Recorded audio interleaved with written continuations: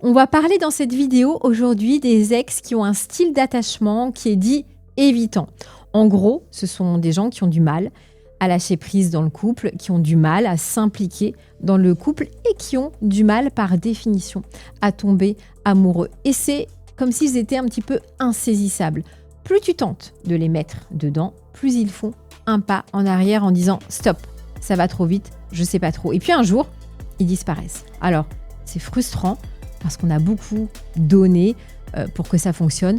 Et donc, on va voir aujourd'hui que c'est compliqué de les faire revenir dans le couple, sauf si on utilise les stratégies qu'on va voir ensemble. Oui, elles peuvent revenir. Il y a même des études scientifiques qui en parlent et on va étudier ensemble aujourd'hui la méthode qui est complète. Donc, avant de démarrer cette vidéo, sachez que j'ouvre chaque mois 10 places pour une première consultation gratuite sur candidature pour faire le point sur votre situation, savoir comment recréer un lien puissant avec votre ex ou la future femme de votre vie et mettre en place un plan d'action précis pour la reconquérir et éviter les pires erreurs à faire dès maintenant.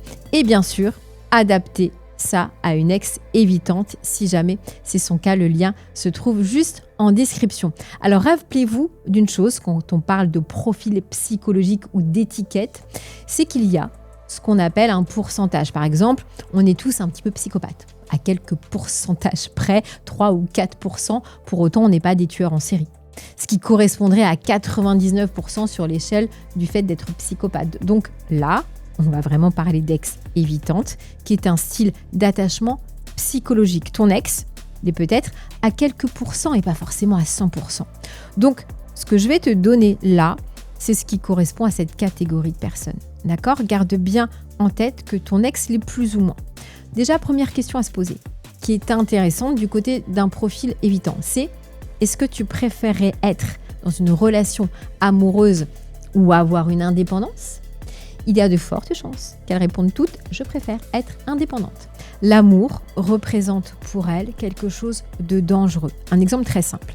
Si jamais, comme dans une vidéo où j'avais justement interviewé un homme qui disait que sa mère était restée avec son père qui la battait, elle était restée dans ce couple-là pour les enfants, qu'est-ce que vont penser les enfants ? Eh bien, c'est que l'amour, c'est dangereux. On doit rester dedans, on est forcé de rester dedans pour que ça se passe bien. Donc, amour égale danger.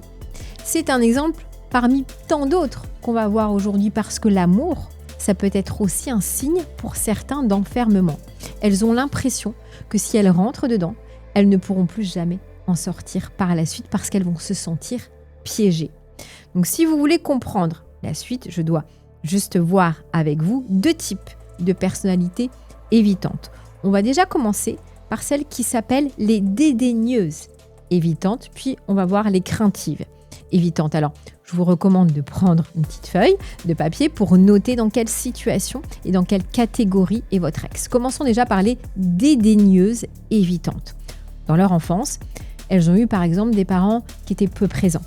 C'est-à-dire que la personne qui s'occupait d'elles, principalement que ce soit le père ou la mère, souvent dans un couple, il y en a toujours un des deux qui est un petit peu plus dédié au rôle des enfants. Celui qui s'occupait des enfants, il n'était pas forcément présent émotionnellement. Il était peut-être présent physiquement, mais un peu détaché. Il ou elle était dans son bureau, il travaille, il ne s'occupe pas des enfants qui sont à côté par exemple. Et dans ce cas-là, ce parent qui est censé représenter majoritairement l'éducation, les 2 parents le font, mais l'un des deux toujours un petit peu plus, il lui aura appris à être autonome, mais trop vite, trop fortement. On ne demande pas à un enfant de 5 ans d'être autonome, un enfant de 3 ans, même pas, un enfant de 7 ans non plus. On les accompagne. Certains parents n'ont pas été éduqués comme ça, n'ont pas le temps, sont débordés. Je ne cherche pas à accuser bien sûr qui que ce soit. Certains parents vont leur dire « tu dois devenir autonome très jeune ». Et qu'est-ce que ces enfants vont découvrir ? C'est qu'elles ne peuvent pas faire confiance ou s'appuyer sur le parent. Elles doivent faire ça par elles-mêmes. Donc arrivées à l'âge adulte, voici la phrase qu'elles vont penser. Typiquement, c'est « montrer ses sentiments ». C'est pour les faibles. Parce que quand j'étais petite, quand je montrais mes sentiments ou mes peurs à ma mère, par exemple, elle me disait que je n'étais pas autonome, que j'étais faible. Donc, j'aurais dû apprendre toute seule. Je ne suis pas fragile, je dois apprendre toute seule à gérer mes émotions. Je ne dois compter sur personne. Et c'est des gens qui n'ont pas beaucoup d'anxiété, mais par contre, qui ont beaucoup, beaucoup d'évitement. Elles vont éviter les relations à tout prix parce qu'elles savent que déjà, ce n'est pas ce qu'on leur a appris et en plus que ça peut être dangereux par la suite. L'impression que tu as en les regardant, c'est que ce sont des gens qui sont beaucoup trop autonomes et qui sont capables de compartimenter leur vie. Typiquement, elles peuvent être avec toi sans beaucoup de sentiments ou beaucoup aimer quelqu'un sans lui donner beaucoup de sentiments. Elles se font des cases dans leur tête et ne mélangent pas tout ça. Alors, est-ce que ton ex est dédaigneuse évitante ? Marque-le sur une feuille pour t'en rappeler parce que ça va vraiment changer la reconquête par la suite. Ou bien, est-ce que c'est quelqu'un qui est une craintive évitante ? Et dans le modèle numéro 1, on a vu que le parent qui s'occupait d'elle n'était pas disponible émotionnellement. Il leur a appris à devenir autonome très vite. Craintive évitante, c'est très différent. C'est un modèle négatif de l'amour. Typiquement, la mère se fait taper dessus, l'enfant associe donc amour avec danger et avec souffrance. L'un des deux parents disparaît. La mère se retrouve abandonnée par son mari ou le mari abandonné par sa femme. Dans ce cas, l'enfant associe à « si je tombe amoureux, je vais pleurer pendant des mois ou des années par la suite, ou j'aurai mal, ou je vais souffrir ». Et dans ce cas-là, arrivés à l'âge adulte, ce sont des personnes qui auront peu d'émotions et surtout qui auront peur de se lâcher parce qu'elles vont se dire inconsciemment « si jamais je me laisse aller à être amoureuse, je vais forcément souffrir ». Ce qui est très différent de l'autre modèle, qui est « je dois être autonome ». Ce sont vraiment des profils qui auront des fortes anxiétés et également une grosse tendance à l'évitement. Ça peut rendre les situations de couple très difficiles, très compliquées, parce que tu as l'impression que finalement vous êtes toujours à une certaine distance émotionnellement parlant. Tu n'arrives pas à faire que l'autre s'engage dedans. Un peu comme si tu te sentais toi-même pas forcément indésirable. Mais si jamais tu vas être trop proche de l'autre, eh bien, tu repousses l'autre un petit peu. Si tu vas trop loin, au passage, l'autre peut te faire revenir un petit peu plus proche. Donc, deuxième question qu'on peut aussi se poser, c'est est-ce que la rupture amoureuse est simple pour ce type de personnes qui finalement ont réussi à dissocier leurs sentiments de leur propre vie ?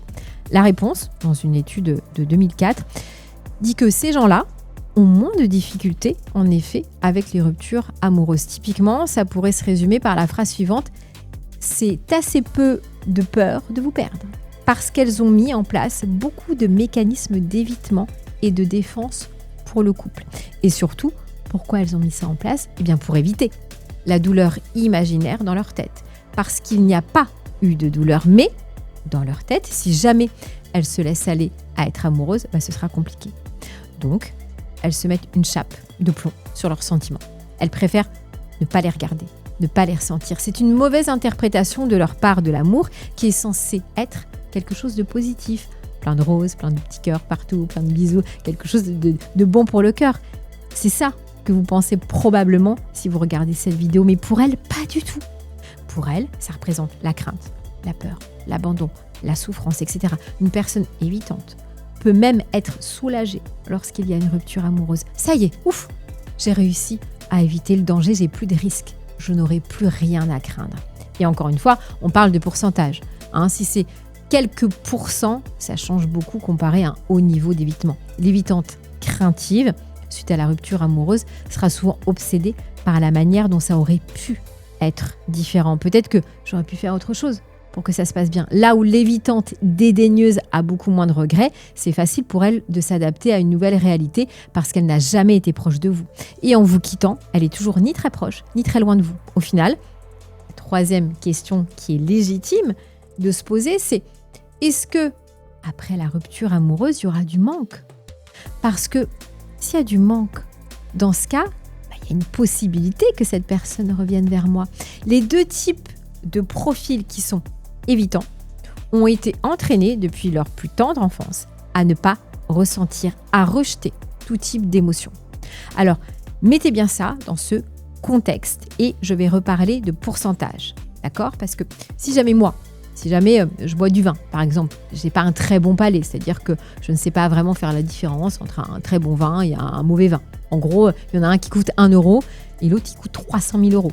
Pour moi, c'est à peu près le même goût. C'est pas pour autant que je ne ressens pas le goût. Je sens bien qu'il y a une petite différence, mais mon palais n'est pas très affiné.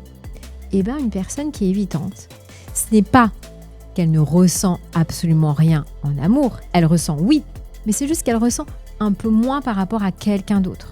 Comme mon palais est moins capable de voir des nuances, une personne évitante sera un petit peu moins capable d'en sentir.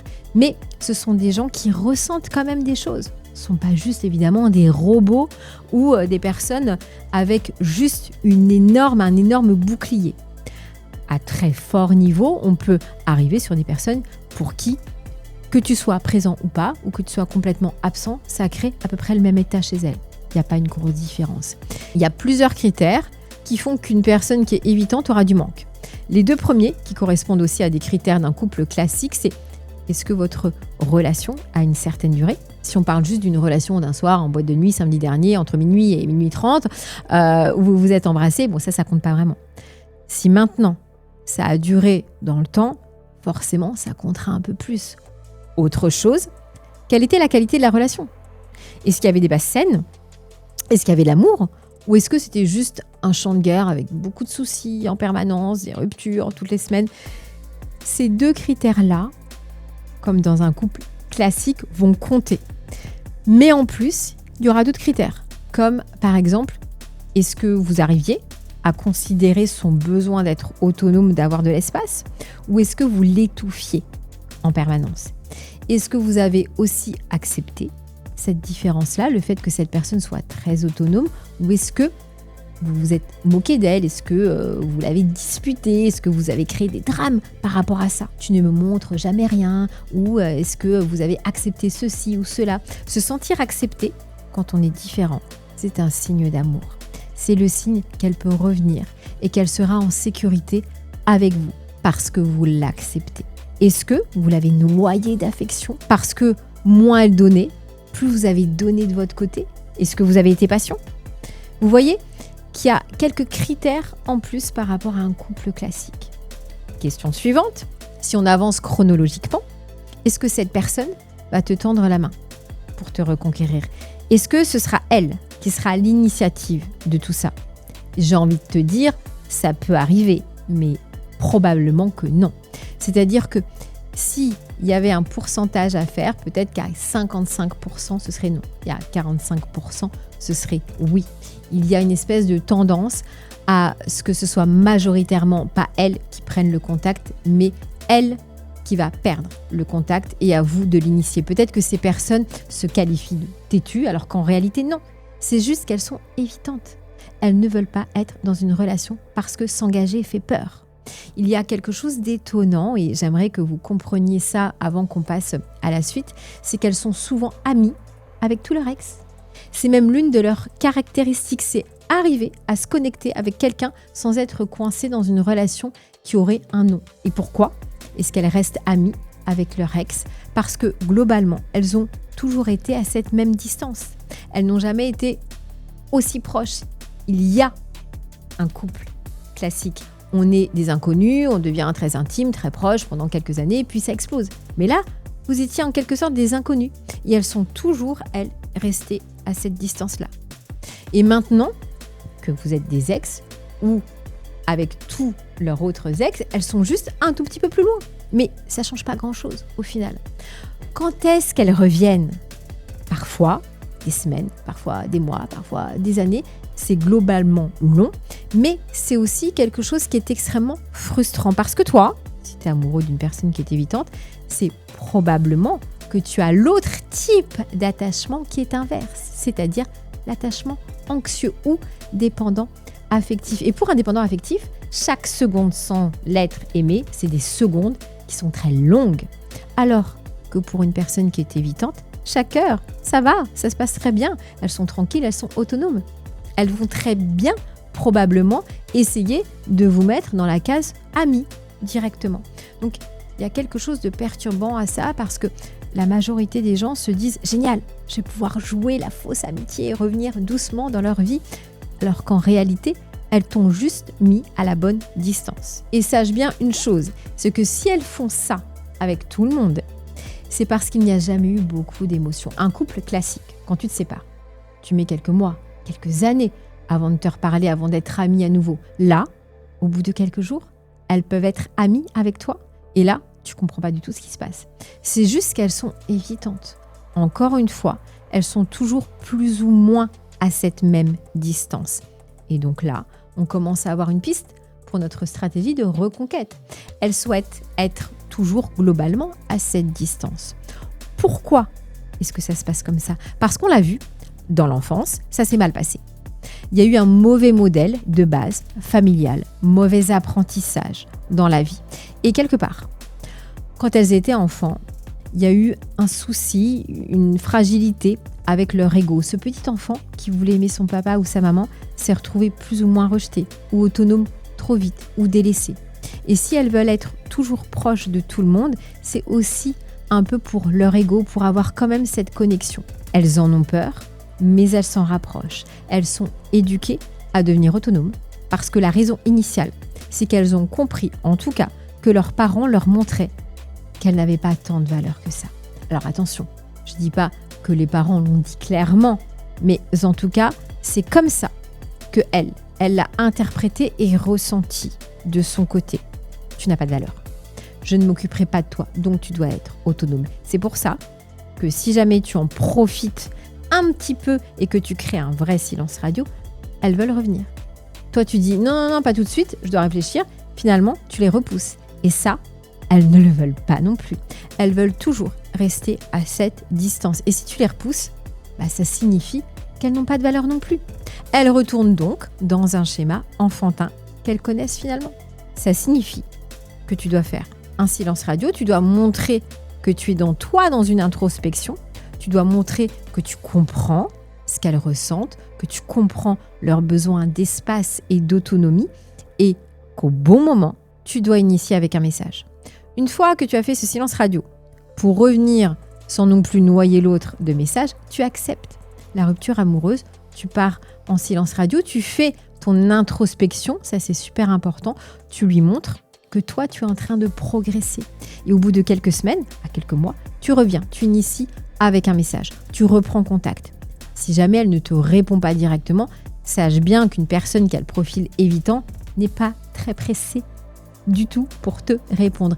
Elle ne se sent pas bloquée ou obligée de répondre. Elle peut se dire, je répondrai un jour et mettre 2 heures, 3 heures, même 2 jours à te répondre. C'est pas quelque chose de méchant vis-à-vis de toi, c'est juste que c'est sa façon de faire. Ou alors, elle peut se dire aussi, je n'ai pas répondu, mais finalement, c'est quoi le problème? Donc, toi, tu ne dois pas te fâcher ou mal le prendre si elle ne répond pas. Ce sont des personnes qui ont besoin de gentillesse, de beaucoup de patience et de réapprendre que l'amour, c'est quelque chose qui est extrêmement bon. Donc, si tu es dans cette situation, face à ce genre de profil, surtout ne reste pas tout seul à tourner en rond et à faire les mauvaises choses. Sache que j'ouvre chaque mois 10 consultations gratuites pour faire justement le point de ta situation, recréer un lien puissant avec ton ex ou la future femme de ta vie, même si c'est une évitante, et justement mettre en place un plan d'action précis pour la reconquérir et éviter les pires erreurs à faire dès maintenant et arrêter vraiment de continuer de tourner en rond. Donc tu as juste à cliquer sur le lien en dessous de cette vidéo pour tenter d'être sélectionné. Voilà les amis, en tout cas j'espère que cette vidéo vous aura plu, vous aura éclairé. Mettez-moi en commentaire si vous avez des questions, j'y répondrai juste après. C'était Laure, une très belle journée et à très vite.